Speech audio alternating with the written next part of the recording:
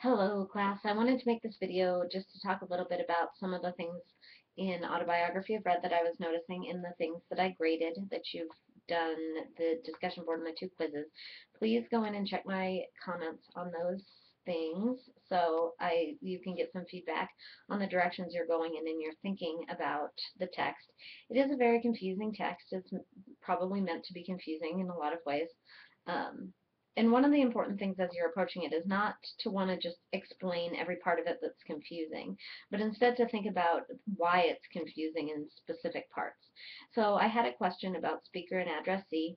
The point of view of it is limited third person or third person limited.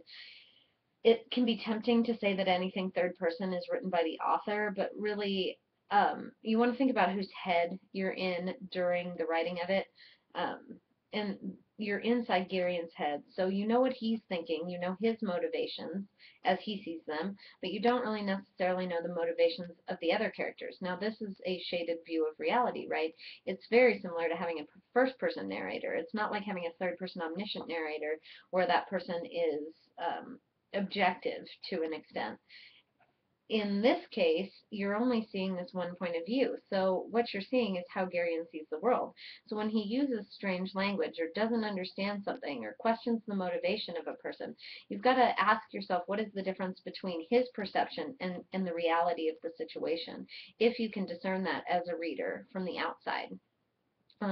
There are some clues through the use of dialogue, which is in italics in the book. Uh, and, also just through the ways that you see that he is different. And his difference is something that's emphasized in many different ways throughout the text. But he also a lot is not really different in a one defined way. So a lot of you are asking on the discussion board if it's because of some sort of disability. Perhaps, but I think a more interesting way to approach that is to think about the specific ways that he processes information. He processes the world differently from other people around him. In his understanding, and whether or not that changes throughout his coming of age journey throughout the text. It is a coming of age story, so you're looking at a character that has an arc, a character that does go through changes.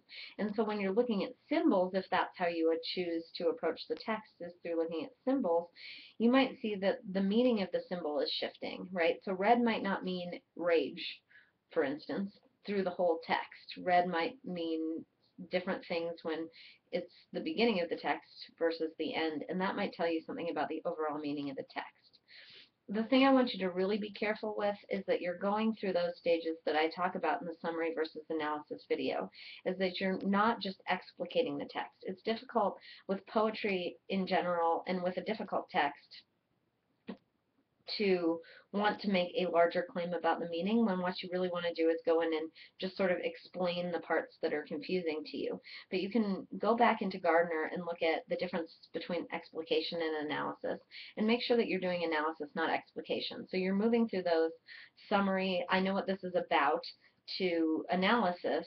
Okay, I'm going to focus on the symbol red, and I'm looking at each place that has red, and it means these different things, to argument. Well, what is the significance of the change in the meaning of red throughout the narrative, and how does that relate to the author's intentions? What is she trying to teach me about this character, about characters like this, about the world? Okay, and I'm happy to help you through those steps. So if you have a question that you're going in with, you want to start by just really trying to answer it, and then send me a preliminary thesis, and I will help you identify at what step of the process you're at. Are you just explicating or summarizing? Are you in sort of the analysis phase, but maybe you're not answering that so what question? Or are you there? You're ready to spend the rest of your paper just defending the point of view, the arguable and specific point of view you're putting forth in a thesis, okay? And send me emails. I have pretty quick turnover time on that.